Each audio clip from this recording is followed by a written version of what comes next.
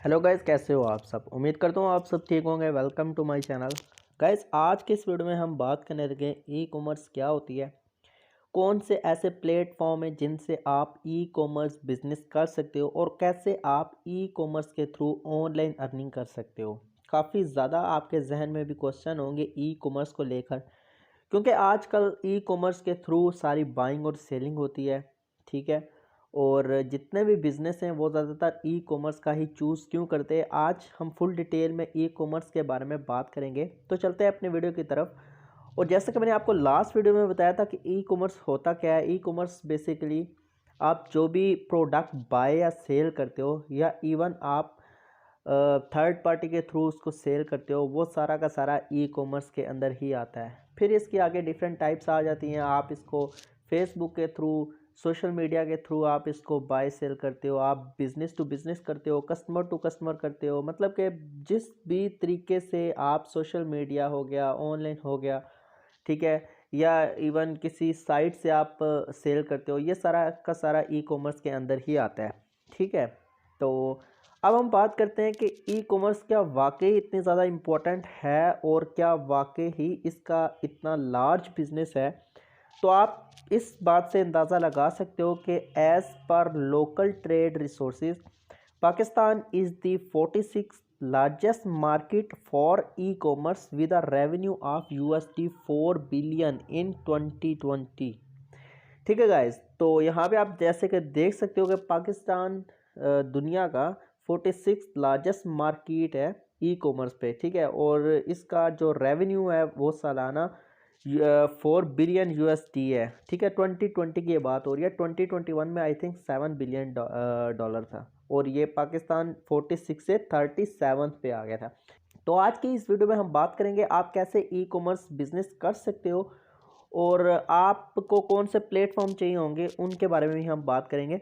तो गैस, सबसे पहले आपको पता होना चाहिए कि आपको ई कॉमर्स करने के लिए एक स्टोर चाहिए होता है। ठीक है, स्टोर अब आप कहाँ से, आप कहोगे हम स्टोर कहाँ से फाइंड करें। तो स्टोर का मतलब ये नहीं होता कि आप किसी भी शॉप पे जाएं। यहाँ पे आप इसमें अमेज़ोन यूज़ कर सकते हैं। आपने OLX यूज़ किया होगा कभी, कोई भी आप अपनी प्रोडक्ट को सेल करने के लिए आपने OLX कभी ना कभी यूज़ किया होगा। आप Daraz.pk यूज़ करते होगे। तो ये सारे के सारे स्टोर्स ही हैं जिनके थ्रू आप बाइंग और सेलिंग करते हो। ये फ़र्क नहीं पड़ता कि आप कौन सा प्रोडक्ट सेल कर रहे हो, आप ये देख रहे होते हो कि किस मीडियम के थ्रू आप सेल कर रहे होते हो। ठीक है, तो सबसे जो अच्छी इसमें इन तीनों में बात यह है कि एक तो आप ऑनलाइन इनसे अर्निंग कर सकते हो। ठीक है, और दूसरी चीज़ यह है कि आपको सिक्योरिटी का कोई प्रॉब्लम नहीं होता। इसमें इसमें आपको ये नहीं होता कि आपने मतलब आपने ऑनलाइन शॉप नहीं दिया तो आप उसको रेंट देना होता है। ठीक है, या आपको उसमें कोई रेवोल्यूशन होती है, या आपको उसमें कोई डेकोरेशन होती है। डेकोरेशन होती है Daraz.pk में होती है, उसके अलावा ना अमेज़ोन में आपको डेकोरेशन की ज़रूरत पड़ती है, ना लेबलिंग की, ना डेकोरेशन की, ना पैकिंग की।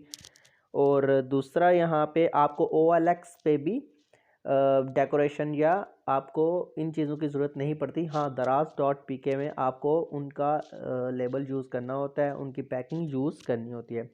उसके अलावा यहाँ पे इजी पेमेंट्स होती हैं। ठीक है, और इजी लॉजिस्टिक होती हैं, कस्टमर केयर होता है। ठीक है, ये सारी चीज़ें आ जाती हैं इन तीनों में अगर आप किसी को भी यूज़ करते हो। ठीक है, इसके बाद गाइस हम बात करते हैं कि मतलब अमेज़ोन, दराज और OLX पे बेस्ट कौन सा है। तो ऑब्वियसली अमेज़ोन, क्योंकि वर्ल्ड वाइड है तो इसीलिए ये बेस्ट है। और अमेज़ोन की जो आप देखोगे उसके जो कस्टमर होते हैं वो मतलब दुनिया भर में काफ़ी ज़्यादा तादाद में एज़ कम्पेयर टू दराज और OLX पे, क्योंकि ये लोकल हैं और ये इवन कंट्री में भी कंट्री वाइड भी नहीं है।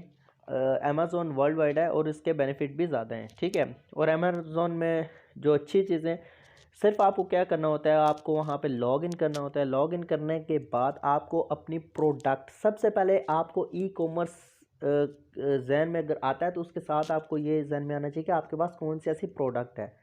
ठीक है, आप हमेशा प्रोडक्ट को ही सेल करोगे। वहाँ पे कुछ भी हो सकता है प्रोडक्ट, एक पेन हो सकता है, एक ग्लास हो सकता है, ग्लासेस हो सकती है, मतलब कोई भी प्रोडक्ट हो सकता है, मोबाइल फ़ोन हो सकता है, माइक्रोफोन हो सकता है। ठीक है, सारी चीज़ें इसमें आ जाती हैं, तो कुछ भी आप सेल कर सकते हो। और इसके बाद अब आप जैसे अमेज़ोन में लॉग इन करते हो तो इसके लिए आपको कुछ ज़्यादा नहीं करना होता। आपको एक आईडी कार्ड चाहिए होता है, जीएसटी नंबर चाहिए होता है और एक आपका एक्टिव बैंक अकाउंट चाहिए होता है, ठीक है, जिसके थ्रू आप लॉग इन कर सकते हो अमेज़ोन में और वहाँ पे आप अपने प्रोडक्ट को सेल और बाय भी इवन कर सकते हो इसके थ्रू। अब देखो, ये तो एक चीज़ हो गई कि आप ई कॉमर्स इस तरीके से भी कर सकते हो। एक दूसरा तरीका भी है कि आप थर्ड पार्टी भी बन के ई कॉमर्स कर सकते हो, ठीक है। मतलब कि आप किसी भी बड़ी मार्केट में जाओ, ठीक है, वहाँ पे होल सेल वालों से आप बात करो, आप उनके प्रोडक्ट को मतलब आगे कहीं भी सेल करते हो, ठीक है। आप उनके प्रोडक्ट की पिक्चर लेते हो, पिक्चर लेने के बाद आप उसको OLX पे लगाते हो, आप उसको दराज.pk पे लगाते हो या इवन अमेज़ोन में लगाते हो, ठीक है। जैसे ही उस प्रोडक्ट का बायर आ जाता है आपके पास, तो आप क्या करते हो, दोबारा उसी शॉप में जाते हो, वहाँ से वो चीज़ उठाते हो और उसको दे देते हो, ठीक है। तो इस तरीके से भी आप ई कॉमर्स कर सकते हो। अब हम बात करते हैं कि ई कॉमर्स के कौन से ऐसे 2 प्लेटफॉर्म हैं जिनसे आप ई कॉमर्स कर सकते हो, ठीक है। तो सबसे पहला जो प्लेटफॉर्म है वो है शॉपी प्राइसिंग और दूसरा है वो कॉमर्स, ठीक है। ये दोनों जो हैं काफ़ी जाने माने और काफ़ी फेमस ब्रांड हैं जिनके थ्रू आप ई कॉमर्स कर सकते हो।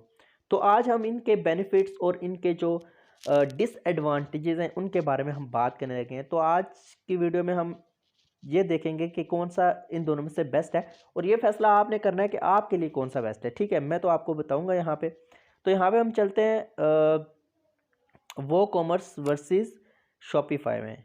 तो यहाँ पे जैसे कि आप देख सकते हो कि मतलब दोनों के बारे में अभी तो बताया गया कि easy to use, build time, design and theme, sales features, plugging and interactions, market tool, यहाँ पे payments options and transaction fee, SEO, security and यहाँ पे कस्टमर सपोर्ट आ जाता है। अब हम ये बात करेंगे कि इन दोनों में क्या फ़र्क है और कौन सा आपके लिए बेस्ट है, ये आप लोग को फैसला करना है, ठीक है। मैं आपको बताऊंगा कि इन दोनों में कौन से बेनिफिट हैं और कौन से डिसएडवांटेजेस हैं, ठीक है। दोनों में बेनिफिट भी हैं और डिसएडवांटेजेस भी हैं। जैसे कि यहाँ पे सबसे पहला एडवांटेज आप बोल रहे हो दोनों में है कि शॉपिफाई और वो कॉमर्स में आपको जो थीम मिलते हैं वो बिल्कुल फ्री होते हैं और उसमें कोई भी लिमिटेशन नहीं होती, आप उसमें फ्री में यूज़ कर सकते हो। इसके अलावा जो दूसरा बेनिफिट है, यहाँ पे आपको अगर ज़्यादा थीम यूज़ करना है तो वो थीम जो मतलब पेड थीम होते हैं वो यहाँ पे वो कॉमर्स में $40 to $50 के अंदर आपको मिल जाते हैं, ठीक है, जो मतलब के हाई क्लास के थीम होते हैं। और एज़ कम्पेयर टू शॉपिफाई में आपको $100 तक पे करना होता है। तो इस सूरत में वो थीम आपके लिए ज़्यादा अच्छा है क्योंकि वो आपको डॉलर में प्रोवाइड कर रहा है, ठीक है। इसके बाद गैस जो नेक्स्ट यहाँ पे आता है, यहाँ पे आपको आपने देखा होगा कि सिक्योरिटी ऑब्वियसली काफ़ी इंपॉर्टेंट होती है। अगर आप किसी को भी चीज़ सेल करते हो उसके बाद आपको पेमेंट का इशू होता है, ठीक है। और उसके बाद आपको मतलब और भी चीज़ें होती हैं इसमें। तो ये यहाँ पे क्या होता है कि शॉपिफाई में जो पेमेंट का इशू है या आपका सिक्योरिटी का इशू है वो बिल्कुल फ्री में होता है, ठीक है, उसमें कोई प्रॉब्लम नहीं होती।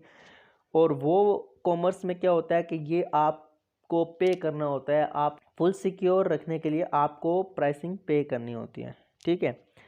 इसके बाद गैस शॉपिफाई में मतलब कि आपको अगर लॉग इन करना है या आपको अ, इसमें आपको लॉग इन करना है या आपको इसमें ई कॉमर्स बिज़नेस करना है तो वो काफ़ी इजी है, इसमें कोई टेक्निकल प्रॉब्लम नहीं होती, ठीक है। अगर आप बिल्कुल न्यू और शॉपिफाई में बिज़नेस करना चाहते हो तो आप इजीली यूट्यूब से देख के ट्यूटोरियल्स वगैरह देख के यहाँ पे लॉग इन करके और बिज़नेस कर सकते हो। लेकिन वो कॉमर्स में आप ऐसा नहीं कर सकते हो, यहाँ पे थोड़ी बहुत डिफ़िकल्टीज़ होती हैं, सिक्योरिटी पॉलिसी इन सारी चीज़ों में थोड़ी बहुत डिफ़िकल्टी होती हैं। और जो बिल्कुल न्यू बिज़नेस करना चाहता है बंदा उसके लिए थोड़ा प्रॉब्लम होता है, बिगनर वाले के लिए, ठीक है। ऑब्वियसली जिनका एक्सपीरियंस हो गया उनको तो प्रॉब्लम नहीं होती, लेकिन बिगनर के लिए इसमें प्रॉब्लम होता है, ठीक है। इसके बाद गैस यहाँ पे इन दोनों में जो प्लग इन है, जो वो का प्लग इन है वो काफ़ी लो कॉस्ट का है, ठीक है। लेकिन जो यहाँ पे शॉपिफाई का प्लगइन है वो काफ़ी हाई प्राइस में है, ठीक है। तो इन दोनों में ये डिफरेंस है प्राइसिंग का। और गाइस इन दोनों में जो एक और डिफरेंस है कि शॉपिफाई में आपका लेस टाइम कंज्यूम होता है, ठीक है, और जो वो कॉमर्स है उसमें आपका टाइम थोड़ा ज़्यादा लगता है, क्योंकि उसमें थोड़ी बहुत डिफ़िकल्टीज़ होती हैं, जैसे कि मैंने आपको बताया कि कोई पॉलिसी वगैरह और सिक्योरिटी वगैरह चेक इन में थोड़ी प्रॉब्लम होती है, जिसकी वजह से आपको वहाँ पे ज़्यादा टाइम लग सकता है एज़ कम्पेयर टू शॉपिफाई में। शॉपिफाई में कोई भी आपको डिफ़िकल्टी नहीं होती, ठीक है। लेकिन जो वो कॉमर्स है इसमें डिफ़िकल्टी होती है। वर्डप्रेस का अगर आपको नॉलेज नहीं है तो आपको वो कॉमर्स में प्रॉब्लम आ सकती है। तो गाइज ये थोड़ी बहुत डिफ़िकल्टीज़ हैं दोनों में। अगर आप ई कॉमर्स बिजनेस करना चाहते हो तो सबसे पहली चीज़ आपको इसके बारे में फुल सर्च करना होगा। इस तरीके से बिल्कुल मतलब ये नहीं हो सकता कि आप आज ही स्टार्ट कर दो और आप इनकी पेड सर्विसेज ले लो, उसके बाद आपको पता ही ना चले कि मुझे करना क्या है। तो सबसे पहले आपने यहाँ पे यूट्यूब से या आपने फुल ट्यूटोरियल इनके देख लेने के किस तरीके से यहाँ पे आपको स्टोर बनाना है, कौन सी प्रोडक्ट आपने सेल करनी है, बाय करनी है। तो ये सारी चीज़ें आपको देख के ही ई कॉमर्स बिजनेस में आना है, ठीक है। तो उम्मीद करता हूँ आज की वीडियो आपको पसंद आई होगी। अगर वीडियो अच्छी लगे तो चैनल को लाजमी सब्सक्राइब कर देना। मिलते हैं नेक्स्ट वीडियो में, तब तक के लिए अल्लाह हाफिज़।